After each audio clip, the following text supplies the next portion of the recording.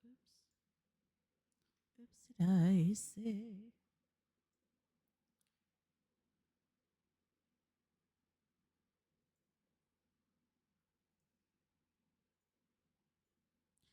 Darlings, your Auntie Cersei is back for another one.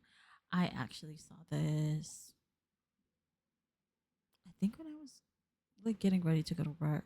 Um, and I was like, is that real? I have heard of prisoners held in Russia, and of course, I've heard of other prisoners held in other countries, right? But like Americans held in Russia, especially with the, well, with,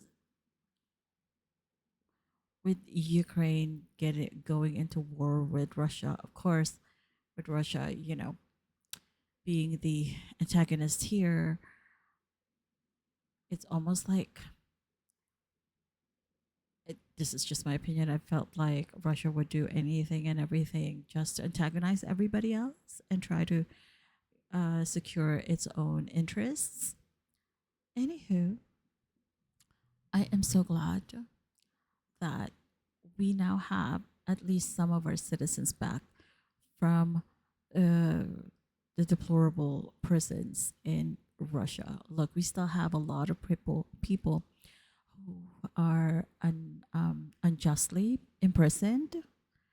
I don't want to say like people are not silly and stupid when they go to other countries and go like pitch pitch black drunk and then commit a crime, but these people who speaking of people who are actually prisoners who were unwittingly caught in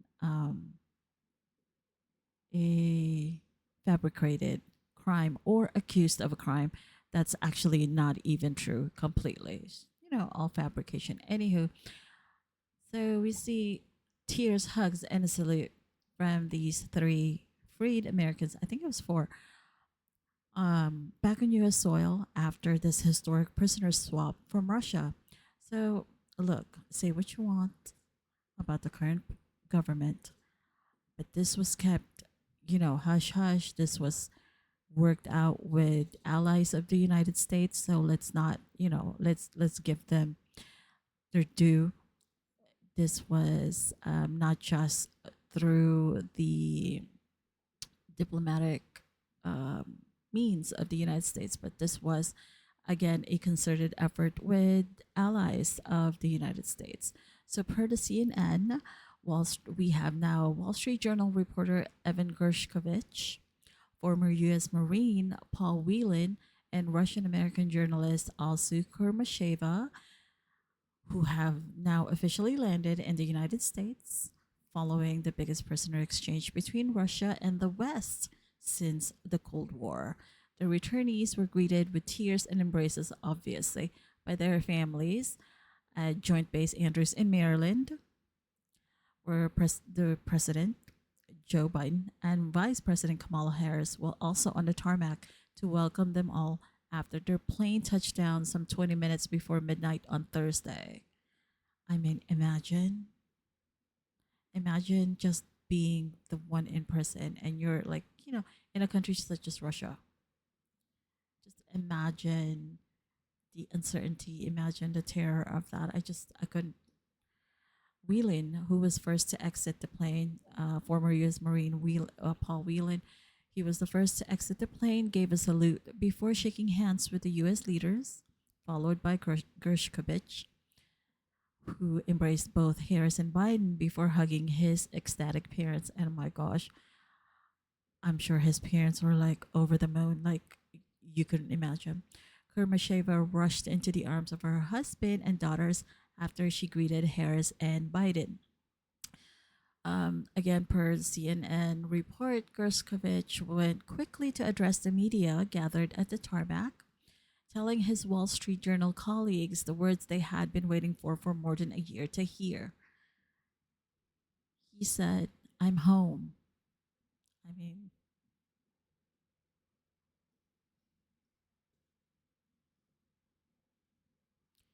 so glad they are.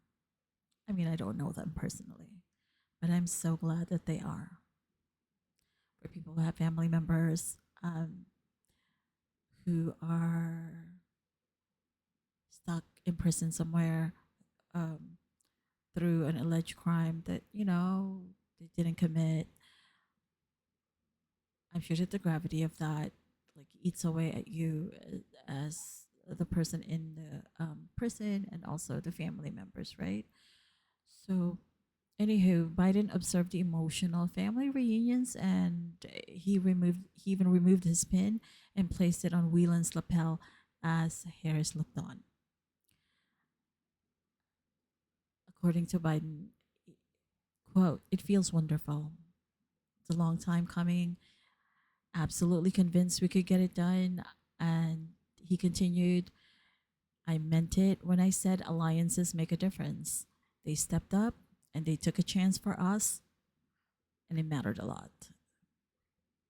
End quote. This is Biden telling the reporters, referring to the extensive diplomatic effort that resulted in the swap. And um, I don't want to diminish all of the efforts of everybody, the people who you will be seeing, like their faces, involved in this monumental historic prisoner swap, and also especially the people whose names and faces you will not see splashed across the newspaper, because I have a feeling they are the ones who actually were on the ground doing everything and anything that they could to secure this prisoner swap. So, further in the report, the return marks the conclusion of what Biden had called, quote, "a brutal ordeal," unquote, for the three Americans and their families following their detentions in Russia, where prisoners are often kept in harrowing conditions. I mean, I wouldn't doubt it. I wouldn't want to be like banished to Siberia. Holy damn. The cold? Ooh, I think I'd die like within an hour or something. Sorry, I know I'm not trying to make fun of it, but seriously. So Whelan, 54, had spent almost 6 years in Russian prisons after his arrest in Moscow in December 2018, while Gerskovich, I'm sorry, I'm like having a hard time pronouncing his last name, 32, had been detained for more than a year. Both were sentenced on espionage charges and declared wrongfully detained by the U.S. State Department. Kurmasheva, a 47-year-old journalist for the US backed Radio Free Europe slash Radio Liberty, was detained in October 2023 and was found guilty of spreading false information about the Russian army, charges that her family and employer deny. Their release, and in addition to Washington Post contributor and permanent US resident Vladimir Kara-Murza, 42 years old, was orchestrated as part of a complex prisoner swap between Russia, the US, and other Western nations, which involved 24 detainees in total. That's 24 people back to their families. That's a whole lot of people, because I think the last prisoner swap we had was, if I'm not mistaken, Brittany Griner. Was that her name or his name or their name? Sorry. Um, what was the most recent one? I can't recall off the top of my head. But for these 24 detainees to be coming home to their families, it's such a wonderful thing. And again, hats off. Congratulations to the people who were involved, to all of the allied countries, and the people who were on the ground making this happen. And I'm sure it was like time intensive, it was labor intensive, and it was like, nail biting. Like you never know how these um, agreements can fall apart at the last second or even like get started. So I'm still hopeful. Well, I should say first, I am grateful that these prisoners are now freed, and I hope that other American prisoners still stuck in countries all over the world, and other prisoners from other countries who are held in prison on fabricated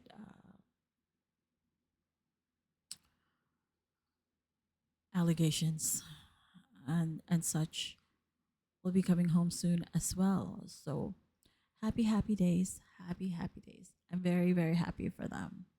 I was actually getting a little bit emotional just seeing the video of Evan Gerskovich and like his mom just running up to him.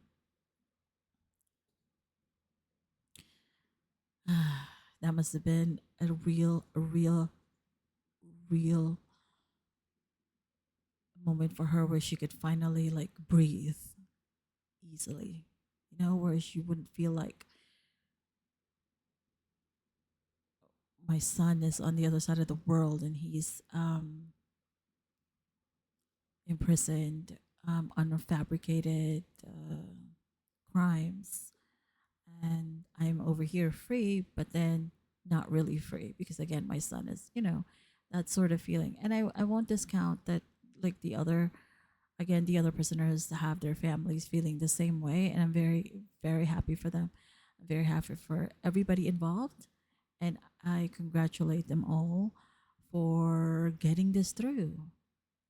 And I know people are gonna say, well, we lost people in the swap. Like, say we had to swap out like people we also had here in prison. That is correct.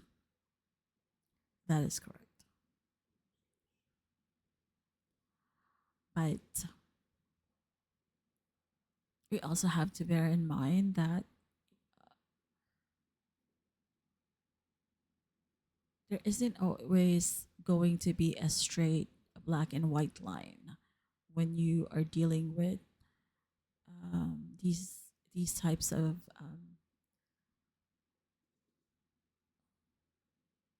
exchanges, and especially with a country that practically hates us. I mean, it's one of them, which is Russia. That just like would rather we don't exist at this point. But again, congratulations to everybody involved. I'm very happy for those who were freed and are now home and are hopefully will in the coming days and years will be, back on their feet, healthier, mentally, emotionally, physically, and are, able to find their steady footing as they go on with their lives, and hopefully are able to, well, how should I put it?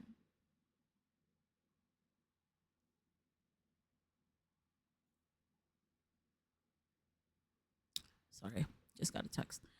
Uh, just able to assimilate back into society, because it's a jarring experience to be in prison for any given period, and for these prisoners who were freed in particular, like Paul Whelan, he's been there since like 2018. Holy cow! Hello. I mean, look, I don't discount that there are prisoners who've been in prison for ages and ages, but for the purpose of this subject, I'm only giving my opinion on, again, the prisoners who were freed from Russia recently. Anyway, so congratulations to them. Very, very happy for them, and I'm super, super happy for their families as well. And again, to the people whose names you will never hear about, but did most of the lifting in getting this diplomatic agreement put forth and signed off on. Anywho, darlings, I hope to see you on the next go around. And thank you again to you subscribers for getting us to 171 subscribers so far. We are organically growing, and I hope to get to 200 and beyond organically. Darling dears, I shall see you all in the next go round. Toodaloo for now. Bye.